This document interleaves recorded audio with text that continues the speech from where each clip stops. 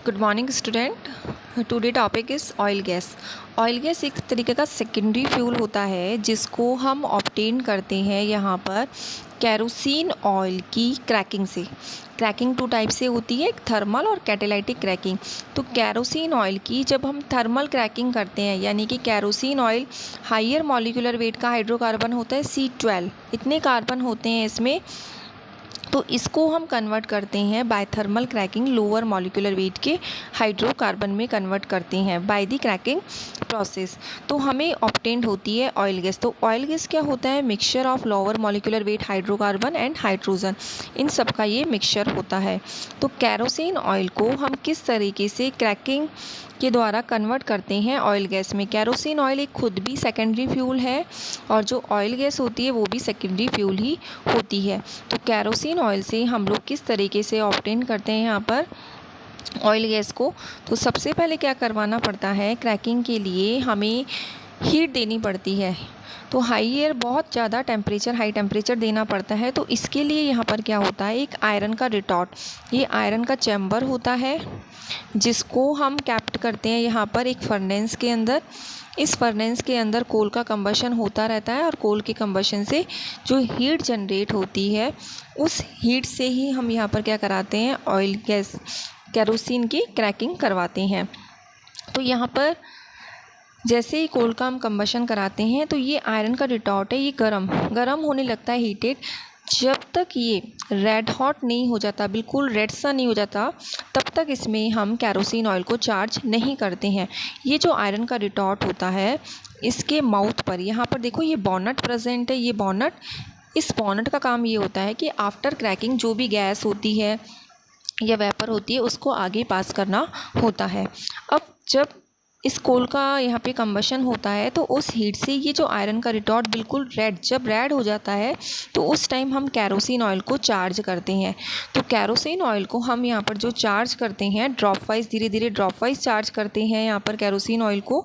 तो जैसे ही kerosene oil को हम लोग यहाँ पर ड्रॉप वाइज चार्ज करते हैं,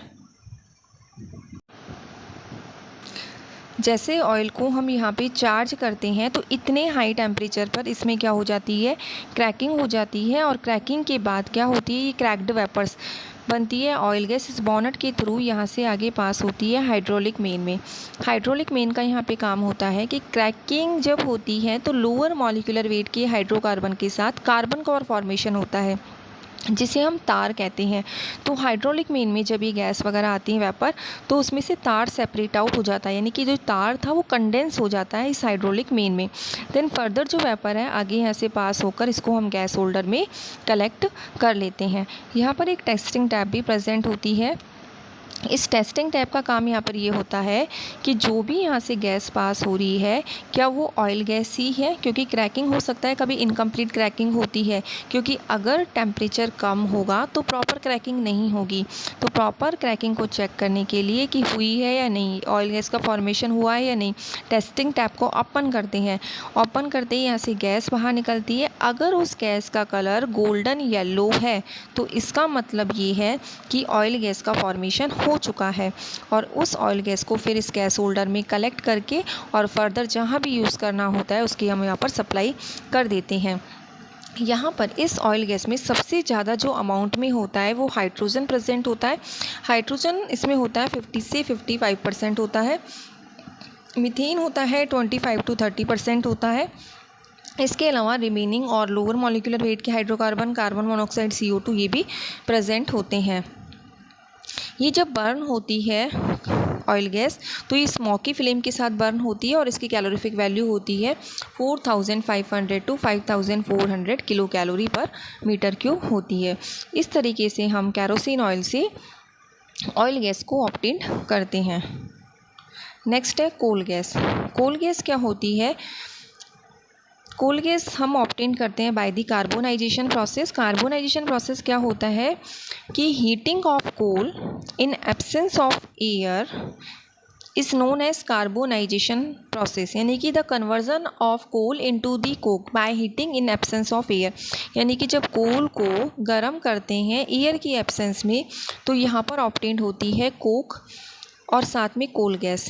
ये जो कोल गैस बनती है ये हमने पहले कार्बोनाइजेशन प्रोसेस में पढ़ा था, auto Huffman by product oven method, जिसमें कोल गैस ऑब्टेन्ड हो रही थी और जिससे हम लोगों ने रिकवरी ऑफ बाय प्रोडक्ट किया था। तो इस तरीके से हम यहाँ पर कोल गैस की यहाँ पर मैन्युफैक्चरिंग कर सकते हैं, ऑब्टेन कर सकते हैं।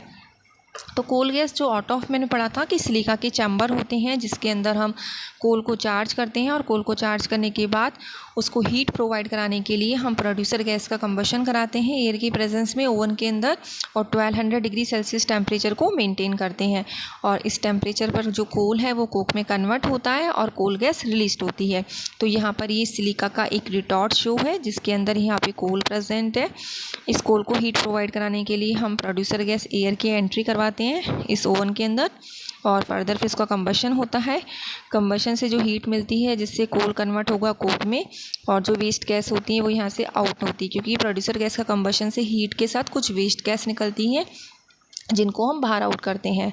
ऑटो ऑफ मैन में हमने पढ़ा था कि जो वेस्ट गैस बाहर निकलती है उससे हम हीट की रिकवरी कर लेते हैं by passing through regenerator in which having checker bricks which gain the heat of the waste flue gas।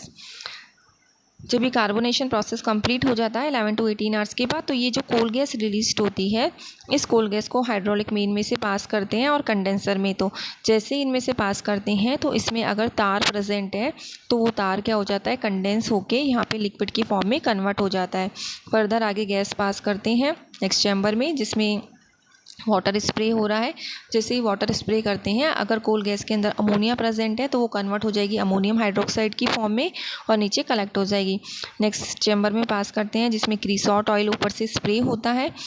क्रीसॉट oil जब इस गैस के ऊपर स्प्रे होता है यानी कि एक तरह से उसके साथ मिक्स होता है तो उसमें अगर बेंजीन या बेंजीन डेरिवेटिव प्रेजेंट है तो वो नीचे कंडेंस होने लगते हैं। बेंजीन या बेंजीन डेरिवेटिव को हम बेंजॉल कहते हैं। नेक्स्ट फिर फर्दर प्यूरीफाइंग चैम्बर में पास करते हैं जिसमें Fe2O3 प्रेजेंट है। इसका काम होता है H2S को रिमूव करना और फर्दर इसके बाद जो हमें गैस मिलती है जिसको हम प्यूरीफाइड कोल गैस कहते हैं इसको हम होल्डर के अंदर कलेक्ट कर लेते हैं। तो इस तरीके से हम क्या करते हैं, कोल गैस को ऑब्टेन करते हैं। अब ये जो कोल गैस होती है ये कलरलेस होती है, इसका वेट एयर के कंपैरिजन में कम होता है, डोमेस्टिक फ्यूल की तरह इसको यूज़ कर सकते हैं और इसकी कैलोरीफिक वैल्यू होती है 4900 किलो कैलोरी पर मीटर क्यूब होती है। जो कोल गैस होती है यहाँ पर कोल गैस की कंपोजिशन है कि इसमें मीथेन 32% होता है और हाइड्रोजन 40%। इसके अलावा रिमेनिंग CO 7%, CO2 1%, इथाइन 3% होता है और इथीन होता है 3% है और इसके अलावा अदर में 4% प्रेजेंट होते हैं। इस तरीके से हम कार्बोनाइजेशन प्रोसेस से कोल गैस को ऑब्टेन करते हैं और देन कोल गैस से फिर कुछ प्रोडक्ट को हम रिकवर करके प्यूरिफिकेशन करके देन प्यूरिफाइड कोल गैस को गैस होल्डर के अंदर कलेक्ट कर लेते हैं। अब नेक्स्ट टॉपिक है यहाँ पर octane number. Octane number actually क्या होता है, यहाँ पर ऑक्टेन नंबर होता है यहाँ पर पेट्रोल के रेस्पेक्ट में हम कैलकुलेट करते हैं, यानी कि पेट्रोल की क्वालिटी चेक करने के लिए हम यूज़ करते हैं ऑक्टेन नंबर। तो ऑक्टेन नंबर यहाँ पर की डेफिनेशन इस तरीके से है कि it is the percentage of iso octane in the mixture of iso octane and n heptane, यानी आइसो ऑक्टेन और एन हेप्टेन का कोई मिक्सचर है। मिक्सचर होने के बाद ये फ्यूल का फॉर्मेशन होगा, यानी कि फ्यूल भी क्या होता है, मिक्सचर ऑफ हाइड्रोकार्बन।